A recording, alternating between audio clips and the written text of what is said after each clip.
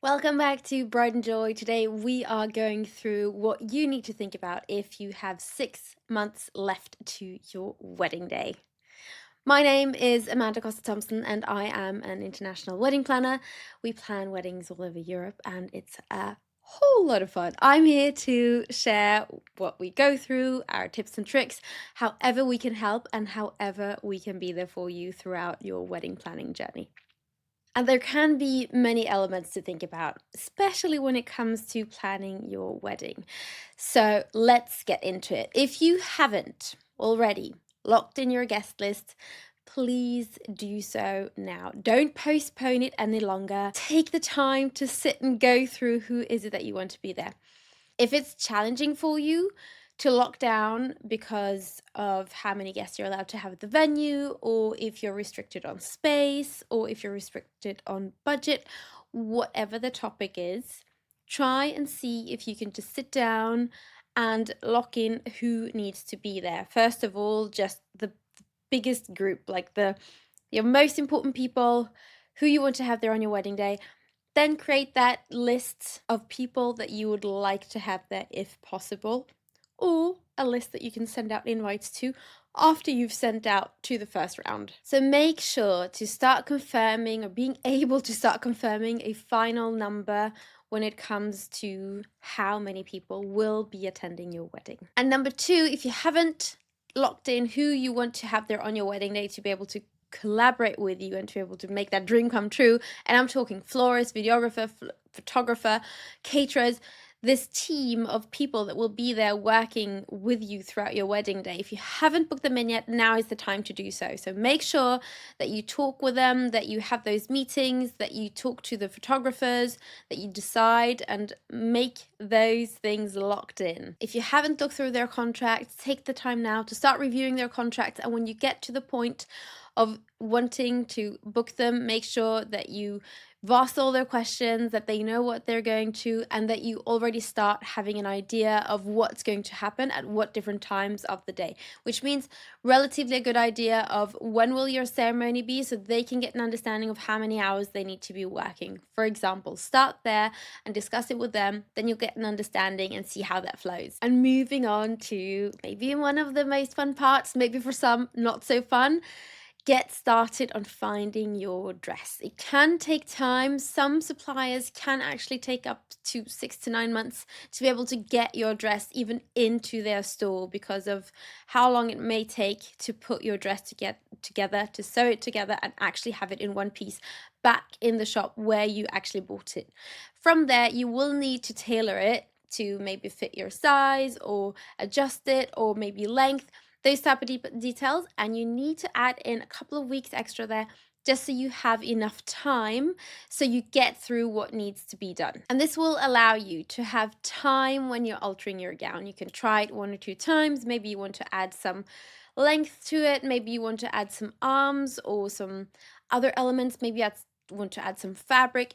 It will allow you to have more time to do so. So get ready on researching for the different bridal boutiques that you're interested in going to.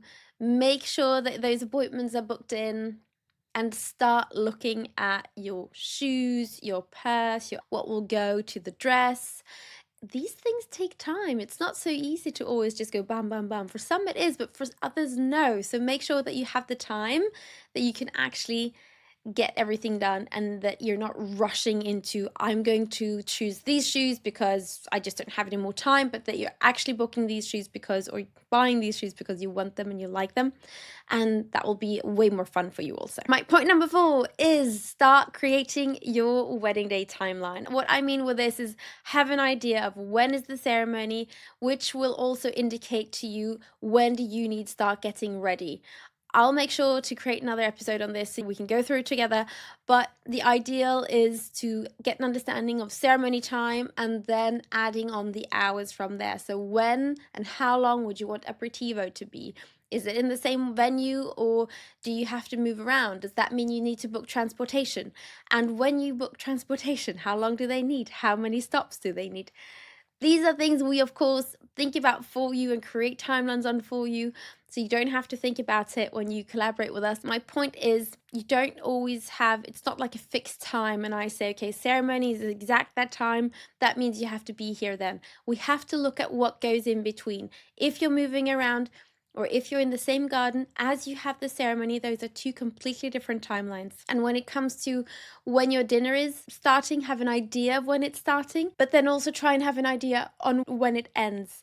Because if you realize that, oh, okay, this is going to take 2.5 hours or even 3.5 hours to get through our wedding dinner, if you're starting too late, you're also losing your wedding celebration at the end of the night if you have to be out of there by midnight or 1 or 2 in the morning. If you can get a prolonged nightly celebration, then it's different. Then you have more time and you have more space and you can start the dinner later.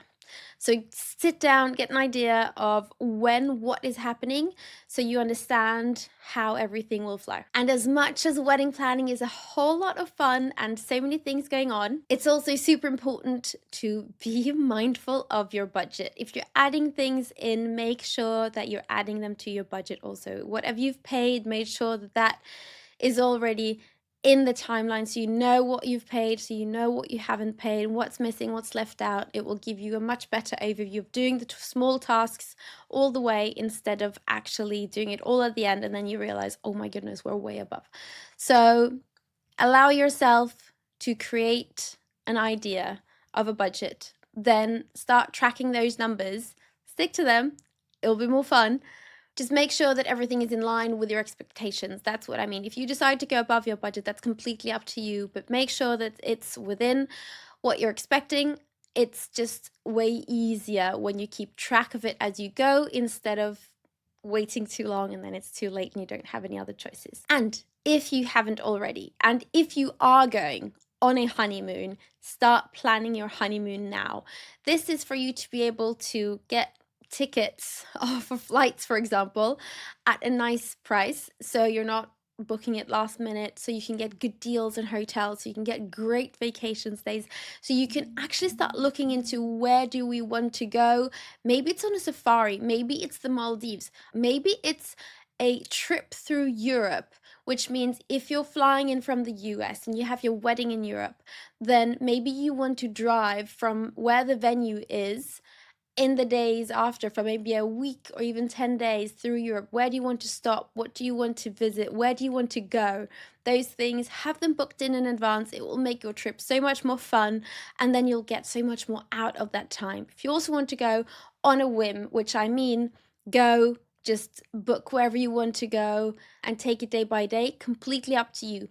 But if you want to make sure that you get to the hotels that you want to stay at, that you enjoy that time, that you make sure that you get to visit the restaurants that you want to visit, then allow yourself to start getting that planned now, because it will give you so much more time. And even though you're in full control of everything that you will be wearing on your wedding day and your attire, make sure that your partner is also in holding their ears a bit on making sure that they're actually getting everything booked in. The suit, the tuxedo, the dress, I don't know what they're wearing. Just make sure that your bridesmaids are actually getting things ordered, because that can also take time, especially if you want them to be in different colors or if you want them to be in the same colors or same designs. Then start getting an idea of what that is now, and it will make it so much easier for everyone to have everything sorted and everything done on time. And then start making decisions on your decoration. This means, how is the table? How does it look like? How do you want people to sit? These are so fun elements and I love them. But it's also just having an idea of locking things in, narrowing it down, so you're eliminating choices and you're actually making choices on what you like, and you get real proposals from your florist which will actually go into your budget, and you know what you're spending and you're not doing it last minute. This will also give you a bit more time if you're deciding in between 2 different plates, 2 different textiles, 2 different fabrics. Then you have more time to look things through. So start making those decisions and get through them. And if there are any items that you love or decor elements that you want to start incorporating into your wedding, then make sure that you have them included now, that you're including them in already this item. If you have gifts for your guests, for example, then start ordering them now. If you have a special ribbon that you would like on your menu, start ordering it now. So give yourself time, and just in general, don't do it last minute, and it will be so much more easy for you. And when it comes to the legal terms of actually getting married, start looking into them now so you have an idea of what you need, what's missing, if you need to sort any paperwork out, if there's anything that you need to do, if there's anything that you need to prepare, or if there's any embassy that you need to go to, then start having that in order now. And it's easy to think about the wedding day, but then it's also very easy to forget the rehearsals. If you would like to have a rehearsal, start looking at different locations where you can have that already now. Reach out to different bars, different options, different venues, different hotels, whatever it is that you want. Start looking into it now so you can actually get that booked in. And then there's this very important thing, and a very important step that I do believe is very important to stick to and to start thinking about, especially if you haven't started to think about it already, and that is yourself, your beauty care routine, your self-care routine. Take yourself seriously. Prioritize your time, prioritize going to the gym, prioritize drinking enough water, prioritize getting enough sleep. And I mean this through the bottom of my heart, really, because when I got married, I planned and I planned and I planned and I planned. I did everything myself with my partner, but I didn't get enough sleep. I did not drink enough water. I did not eat enough food. I was absolutely shattered. And I remember getting closer to the day, I started having thoughts about, oh, what about my makeup and how is that going to happen? Who's going to do it?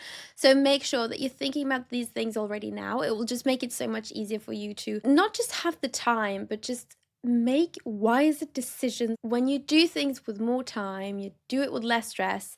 And when you start creating some good routines for yourself, it's so much easier to take care of yourself throughout this process, which is already a hectic time in your life, because planning a wedding does take time. And if you start incorporate some good ways of how you can solve your day, and I know many of our couples, they work very long hours, they have very complex jobs and very time-consuming jobs, or they have families and they have children, and there are just not enough hours in a day, then allow yourself to just sit down and find out, where can I fit in, even if it's a 30-minute walk, if it's a 10-minute walk in the morning, whatever it is that you want to do. For example, no matter what time I go to bed after a wedding, no matter how many hours I've been awake, and we're talking 20 to 24 sometimes, to be honest, no matter how many hours I've been awake, I always remove my makeup and I do my skincare routine.